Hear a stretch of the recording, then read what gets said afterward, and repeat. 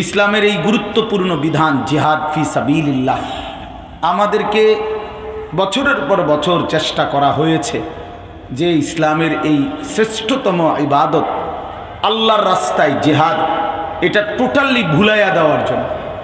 এই শব্দটাই যেন মুসলমানের সংখ্যাগরিষ্ঠ মানুষ যেন ভুলে যায়, এই জন্য এই পরিমাণ এর বিরুদ্ধে মিথ্যা তথ্য সন্ত্রাস অপপ্রচার করা হয়েছে, জঙ্গি উগ্রবাদী টেরোরিস্ট ইত্যাদি বলে, যার ফলে আমরা মুসলমানের সংখ্যাগরিষ্ঠ মানুষ অনেকটা জেহাদকে ভুলতেই বসে গেছি। অথচ জেহাদ রাসূলুল্লাহ সাল্লাল্লাহু আলাইহি সাল্লাম বলেন যারওয়াতু সানামিহি আল জিহাদ, ইসলামের সর্বোচ্চ শিখর চূড়া জিহাদ ফি সাবিলিল্লাহ। কোরআনুল কারীমের মধ্যে আছে আল্লাহ তাআলা বলছেন আজআলতুম সিকায়াতাল হাজ্জি ওয়া ইমারাতাল মসজিদিল হারাম কামান আমানা বিল্লাহি ওয়াল ইয়াউমিল আখির ওয়া জাহাদা ফি সাবিলিল্লাহি বিআমওয়ালিহিম ওয়া আনফুসিহিম লা ইয়াস্তাবুনা ইনদাল্লাহ।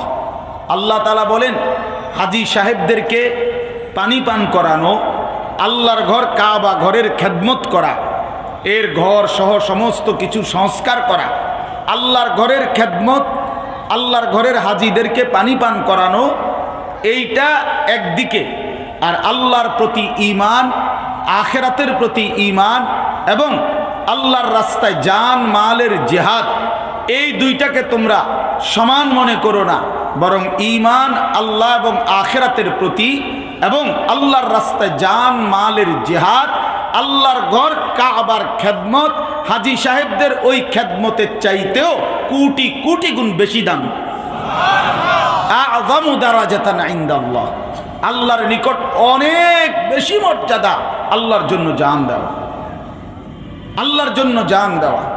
এই জন্য আমরা এটা আবার নতুন করে মনে করতে হবে। এই উম্মত জিহাদ ভুলে গেলে এই উম্মতের জিল্লতি আসবে। ইদা তারাকতুমুল জিহাদ ফাসাল্লাতাল্লাহু আলাইকুমুয যিল্লাহ। আল্লাহর নবী সাল্লাল্লাহু আলাইহি ওয়াসাল্লাম বলেছেন আমার উম্মত তোমরা যখন জিহাদ ছেড়ে দিবে তো আল্লাহ তাআলা তোমাদের উপরে জিল্লতি, অপমান, অপদস্থতা চাপিয়ে দেবেন। এজন্য প্রিয় ভাই আমার, বন্ধু আমার, এই শব্দ আপনি বুঝতে শিখেন। এই শব্দ এই দুশ্মনের, ইসলাম বিরোধী চক্রান্তের, নাস্তিক মুরতাদ আর এই বাতিলের যেই কোনো রকমের ষড়যন্ত্রের মোকাবেলায় ইমানদার মুসলমান হিসাবে একদিনের জন্য শরীয়তে ইসলামের বিধান জিহাদ ফি সাবিলিল্লাহ এই শব্দ ভুলবেন না। বলেন ইনশাআল্লাহ। বলেন এই শব্দের নাম কি? বলেন জিহাদ ফি সাবিলিল্লাহ। বলেন সবাই, বলেন, আবার বলেন, আবার বলেন, আবার বলেন। এটা ভুলবেন না। জিহাদ জঙ্গি নয়, জিহাদ জঙ্গিবাদ নয়, যে ওই মিথ্যুকরা, ওই বাটপাররা বছরের পর বছর নিজেদের বানানো লোক দিয়ে ইসলামের জিহাদকে কলঙ্কিত করার জন্য জঙ্গিবাদের এই নাটক সাজাইছে। এই নাটক করতে করতে একদিন নাটকের গুরুরাই ভাগছে। ইমানদারও আছে, বাংলাদেশও আছে, স্বাধীনতাও থাকবে, সার্বভৌমত্ব থাকবে ইনশাআল্লাহ, ইনশাআল্লাহ, ইনশাআল্লাহ। নাটকের গুরুরাই ভাগছে, পলাইছে, সোজা হিসাব। এজন্য ইমানদারকে ধোঁকা দিতে নাই, ইসলামের বিরুদ্ধে ষড়যন্ত্র করতে নাই। শেষ পর্যন্ত জালেমি হেরে যায়, ইমানদার জিতে যায়।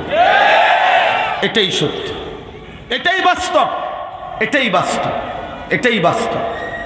আল ইসলামু ইয়ালু, নবী সাল্লাল্লাহু আলাইহি সাল্লাম বলেন ইসলাম চির বিজয়ী থাকবে, ইসলাম চির বিজয়ী থাকবে। কারোর ষড়যন্ত্রে এই পৃথিবীতে ইসলাম নিশ্চিহ্ন হবে না ইনশাআল্লাহ। আল্লাহ তাআলা আমাদেরকে ঈমানের মজবুতি, আমলের মজবুতি দান করেন। এই আয়াতের মধ্যে তিনটা অপরাধ, তিনটা পাপ আল্লাহ তাআলা নিষেধ করছেন। একটা গুরুত্বপূর্ণ কথা শুনবেন।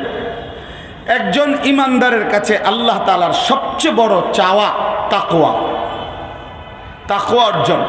মুমিন, তোমার কাছে আমি আল্লাহর চাওয়া ইত্তাকুল্লাহ, ইয়া আইয়ুহাল্লাযীনা আমানুত্তাকুল্লাহ, ইত্তাকুল্লাহ, ইত্তাকুল্লাহ, ইত্তাকুল্লাহ। এই কোরআনুল কারীমের মধ্যে আল্লাহ তাআলা বারবার এই কথাটা বলছেন, তাকওয়া। বান্দা আমি তোমার কাছে তাকওয়া চাই, তাকওয়া চাই। কোরআনুল কারীমের মধ্যে আল্লাহ তাআলা এটা এতটা গুরুত্ব দিয়েছেন, তাকওয়ার গুরুত্ব, যে আল্লাহ তাআলা আমাদের নবী সাল্লাল্লাহু আলাইহি ওয়াসাল্লাম ওনাকে আলাদাভাবে বলছেন যে নবী আপনাকে বলছি তাকওয়া অবলম্বন করেন। পৃথিবীর সমস্ত মানুষকে আলাদা বলছেন, তোমাদের সমস্ত মানুষকে বলছি তাকওয়া অবলম্বন করো। সমস্ত ইমানদারদেরকে আলাদা বলছেন, তোমাদেরকে ইমানদারদেরকে বলছি তাকওয়া অবলম্বন করো। তাকওয়া এমন গুরুত্বপূর্ণ, আল্লাহ তাআলা নবীকেও বলছেন, সমস্ত মানুষকেও বলছেন, ইমানদারদেরকেও বলছেন। কোরআন শরীফে আছে ইয়া আইয়ুহান নাবিয়্যুত্তাকিল্লাহ, হে নবী আমার ইত্তাকিল্লাহ, তাকওয়া অবলম্বন করো।